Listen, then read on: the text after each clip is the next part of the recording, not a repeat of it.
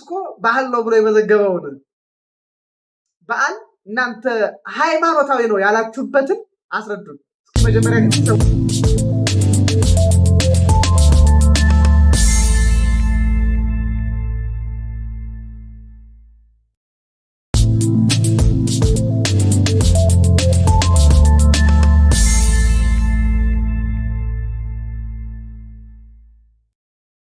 እሬቻ ሃይማኖታዊ ነው ወይስ ባህላዊ?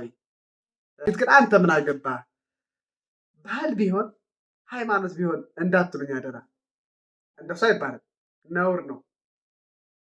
ምክንያቱም እሬቻ ምን እንደሆነ የማወቅ መብት ስላለኝ አቅም ያላችሁ ልታስረዱ ስለምትችሉ የኦሮሞን ሕዝብ ታሪክ ባህል በደንብ አድርጋችሁ እናንተ ራሳችሁ በደንብ አጥኑና አስረዱን። ምንም ችግር የለውም።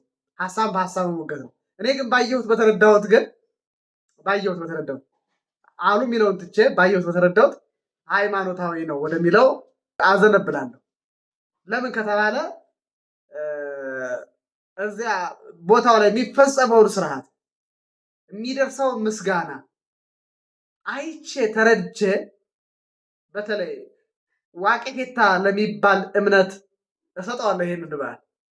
ውስጡን ደግሞ በርካታ ጉዳዮች አሉ። አሁን ብናገራቸው ብዙዎች የሚበሳጩ ስለሆነ እነዚያን እሬቻ በዩኔስኮ ደረጃ ባህላዊ በዓል ነው ተብሎ ባህል ነው የኦሮሞን ባህል ካልቸር ለማሳየት ተብሎ ተመዝግቧል። እንደዛ ከተመዘገበ ለምንድን ነው ታዲያ እነዚህ ሰዎች እሬቻ ሃይማኖት የኦሮሞ አይደለም ባህል ነው ብሎ የመዘገበው በዓል እናንተ ሃይማኖታዊ ነው ያላችሁበትን አስረዱን። እስኪ መጀመሪያ ግን ሰዎች እሬቻ ሃይማኖታዊ በዓል የኦሮሞ አይደለም። ለምንድነው ሳር ይዘህ የምትሄደው? ለምንድነው አበባ ይዘህ የምትሄደው? ለምንድነው ልምላሜ ይዘህ የምትሄደው? ለምንድነው ወዝ ጋር የምትሄደው? እግዚአብሔር ለማመስገን ከፈለግ ቤት አታመሰግንም? አባገዳ ወይም የገዳ ስርዓት ከዋቀፈታ ውጪ ትርጉም የለውም። እዛ ውስጥ ገብተህ ባህል ነው ብለህ ማለት ለሰዎቹ ይሄ ቅዱስ አይደለም እንደማለት። ቤተክርስቲያን ውስጥ ጌታን የሚያመሰግነው ሰው እዚህም እያመሰገነ ሄዶ እዛም በዋቀፈታ እምነት የሚያመሰግን ከሆነ ሁለቱን እምነት ደባልቋል ማለት ነው። እንደዚህ ከሆነ በኦሮሚያ ክልል ያላችሁ የኦሮሞ ኦርቶዶክስ ተዋህዶ ልጆች እዚህ በዓል ላይ በፍጹም መገኘት የለባችሁ። ከቀኖና ቤተክርስቲያን አንጻር